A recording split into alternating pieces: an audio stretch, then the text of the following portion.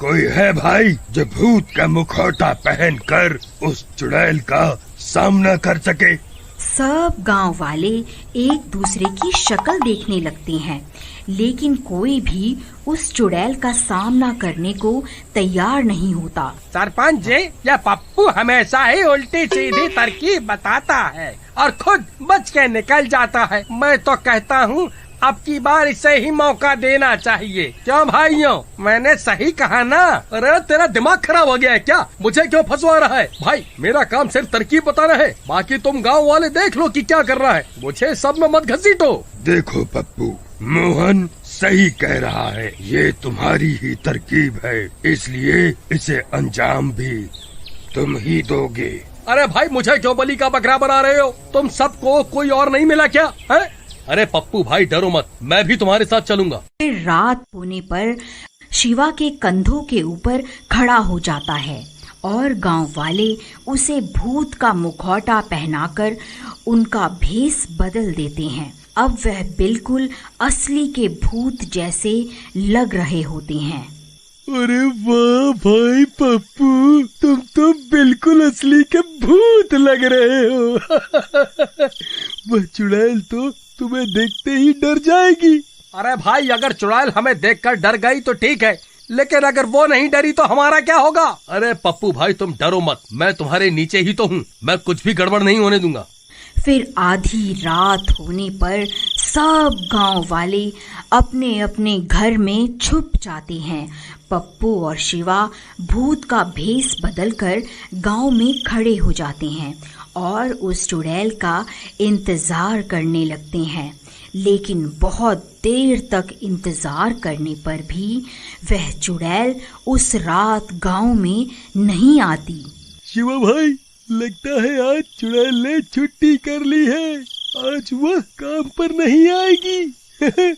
चलो भी अपने अपने घर चलते हैं, कल फिर से आ जाएंगे हैं? चलो। अरे चुपचाप यहीं खड़ा रहे, हम कहीं नहीं जा रहे। एक काम करो, तुम उस चुड़ैल को ललकारो, हो सकता है तुम्हारी आवाज सुनकर वह चुड़ैल यहाँ आ जाए। भाई मैं शक्ल से मूर्ख दिखता हूँ, लेकिन असल में इतना भी मूर्ख नहीं हूँ जो खुद चुड़ैल को पुकारूं और बोलूं आ बैल और मुझे मार। मैं नहीं पुकारने वाला चुड़ैल को। अरे यार, ये किस डरपोक को सरपंच ने मेरे साथ यहाँ भेज दिया? ठीक है, मैं ही पुकारता हूँ उस चुड़ैल को। चुड़ैल, कहाँ है तू? देख तेरा काल यहाँ खड़ा हुआ है, कहाँ छुप कर बैठी है? बाहर निकल, ये मेरा इलाका है। अरे मर गए रे। अरे नास मिटे, चुप कर जा, नहीं तो तेरी अम्मा सच में यहाँ आ जाएगी। अरे मर गया रे, आज ये शिवा मुझे पक्का मरवा कर ही दम लेगा। तभी डरावनी डरावनी आवाजें आने लगती हैं और वह चुड़ैल उन्हें सामने से आती हुई दिखाई देती है। अरे मर गए रे, नास मिटे, और चिल्ला ले, देख सामने से कौन आ रहा है। अब हम नहीं बचने वाले, अब हम नहीं बचने वाले। अरे डरपोक, रोना बंद कर, नहीं तो उस चुड़ैल को हमारे ऊपर शक हो जाएगा। ए, कौन है तू? तू यहाँ क्या कर रहा है? ये पूरा इलाका मेरा है, अभी के अभी यहाँ से चला जा, नहीं तो तेरा सर धड़ से अलग कर दूंगी। अरे चुड़ैल, आज से इस गांव पर मेरा कब्जा है, तू चुपचाप यहाँ से चली जा, नहीं तो आज तेरी जिंदगी का आखिरी दिन होगा। तू मुझे ललकारता है? तेरी इतनी हिम्मत? अरे शिवा भाई, मैं तुम्हारे हाथ पैर जोड़ता हूँ, कृपा करके इस चुड़ैल को मत ललकारो, हम इससे माफी मांग लेते हैं, नहीं तो ये हमें जिंदा नहीं छोड़ेगी। ए चुड़ैल जी, आप ही सर्वशक्तिमान हैं, मुझसे बहुत बड़ी गलती हो गई, ये सारा इलाका आप रख लो, मैं कहीं और चला जाऊंगा। अरे मूर्ख, ये क्या कर रहा है? सारे किए कराए पर पानी क्यों फेर रहा है? अभी के अभी चुप कर जा।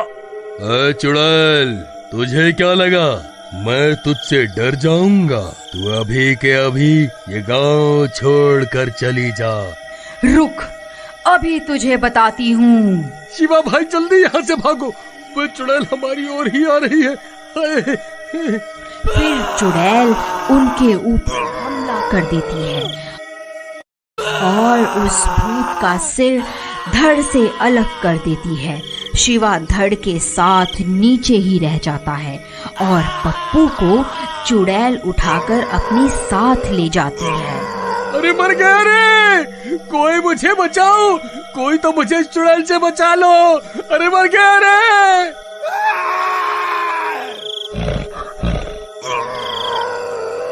फिर ये सब देखकर सब गांव वाले वहां पहुंच जाते हैं। अरे तुम्हारा नाश मिटे, तुम सबने मिलकर मेरे भोले भाले पति को बलि का बकरा बना दिया। नहीं नहीं भाभी जी, ऐसा नहीं है, आप ऐसा मत कहिए। क्यों रे शिवा, तू तो बड़ा चालाक निकला, खुद तो नीचे खड़ा हो गया और मेरे पति को मरने के लिए ऊपर खड़ा कर दिया, ताकि अगर चुड़ैल हमला करे तो मेरा पति ही मरे और तुम बच जाओ। देखो सरपंच जी, मैं कुछ नहीं जानती, कुछ भी करो लेकिन मेरे पति को वापस लाओ, नहीं तो मैं भूख हड़ताल पर बैठ जाऊंगी। फिर सब गांव वाले मिलकर उस चुड़ैल का पीछा करते करते जंगल में घुस जाते हैं। आखिर हम कब तक यूं ही उस चुड़ैल की तलाश में भटकते रहेंगे। तभी सामने से कन्हैया का बैल दौड़ा दौड़ा आता है और उनके पास पहुंचकर रुक जाता है और अपना सिर जोर जोर से हिलाने लगता है। अरे सरपंच जी, ये तो कन्हैया का बैल है, मुझे लगता है ये हमें कुछ बताना चाहता है। फिर वह बैल उस चुड़ैल के ठिकाने की तरफ चल पड़ता है और सब गांव वाले भी उसका पीछा करने लगते हैं और कुछ ही देर में वह सब गांव वाले उस चुड़ैल के ठिकाने पर पहुंच जाते हैं। वहां पप्पू और कन्हैया बंधे हुए होते हैं।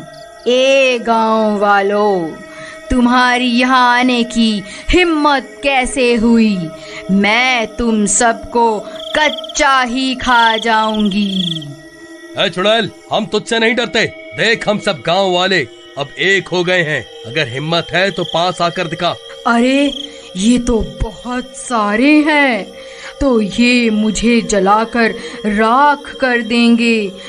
फिर वह चुड़ैल वहां से भाग जाती है और गांव वाले कन्हैया और पप्पू को आजाद करवा लेते हैं।